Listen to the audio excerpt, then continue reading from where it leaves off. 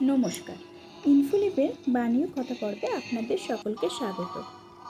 শ্রীমকথিত শ্রী শ্রী রামকৃষ্ণ কথামৃত গ্রন্থে বিদ্যাসাগর ও ঠাকুরের জ্ঞানযোগ নিয়ে একটি কথোপকথন আজ আপনাদের সামনে তুলে ধরার চেষ্টা করব। দয়াসাগর বিদ্যাসাগর ছিলেন মহাপণ্ডিত ব্যক্তি। সংস্কৃত কলেজে তিনি পড়তেন তখন তিনি সবার শ্রেষ্ঠ ছাত্র ছিলেন। পরীক্ষায় প্রথম হতেন এবং তারপরে সংস্কৃত কলেজের প্রধান অধ্যাপকও হয়েছিলেন। তিনি সংস্কৃত ব্যাকরণ, সংস্কৃত কাব্য বিশেষ পারদর্শিতা লাভ করেছিলেন। নিজের চেষ্টায় তিনি ইংরেজিও শিখেছিলেন। ধর্ম বিষয়ে বিদ্যাসাগর কাউকেই কিছু শিক্ষা দিতেন না, কিন্তু তিনি দর্শনাদি গ্রন্থ সব কিছুই পড়েছিলেন। একদিন মাস্টার তাকে জিজ্ঞাসা করেছিলেন, আপনার হিন্দু দর্শন কীরকম লাগে?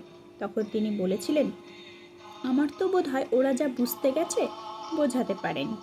হিন্দুদের ন্যায় তার শ্রাদ্ধাদি ধর্মকর্ম সমস্ত করতেন। গলায় উপবীত ধারণ করতেন। বাংলায় যে সকল পত্র লিখতেন সেগুলোতে তিনি প্রথমে শ্রী শ্রী হরিচরণম ভগবানেরই বন্দনা আগে করতেন। মাস্টার একদিন তার মুখে শুনেছিলেন ঈশ্বর সম্বন্ধে কীরকম ভাবেন তিনি। বিদ্যাসাগর বলেছিলেন, তাকে তো জানার উপায় নেই, কারণ এখন কর্তব্য কি? আমাদের মতে আমাদের নিজের এরকম হওয়া উচিত যে সকলের যদি সেই রূপ হয় পৃথিবী স্বর্গ হয়ে পড়বে। প্রত্যেকের চেষ্টা করা উচিত যাতে জগতের মঙ্গল হয়। বিদ্যা অবিদ্যার কথা বলতে বলতে ঠাকুর ব্রহ্মজ্ঞানের কথাও বলেছিলেন। বিদ্যাসাগর মহাপণ্ডিত। স্বরদর্শন পাঠ করে তিনি দেখেছেন বুঝি ঈশ্বরের বিষয়ে কিছুই জানা যায় না।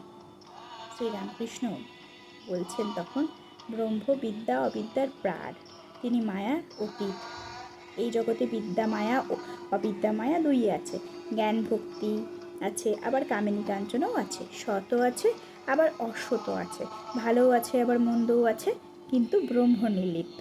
ভালো মন্দ জীবের পক্ষে, সৎ অসৎ জীবের পক্ষে তার ওতে কিছু হয় না। যেমন প্রদীপের সম্মুখে যদি কেউ ভগবত পড়ছে, আবার কেউ জাল করছে, প্রদীপ কিন্তু নির্লিপ্ত। সূর্য শিষ্টের ওপর আলো দিচ্ছে, আবার দুষ্টের ওপরও আলো দিচ্ছে। যদি বলি দুঃখ পাপ অশান্তি এই সকল তবে কি? তার উত্তর এই যে ওইসব জীবের পক্ষে, ব্রহ্ম নির্লিপ্ত।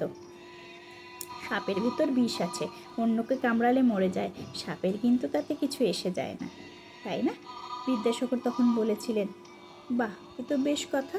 আজ একটা নতুন কথা শিখলাম যে ব্রহ্ম যে কি সে মুখে বলা যায় না, সব জিনিস উচ্ছিষ্ট হয়ে গেছে।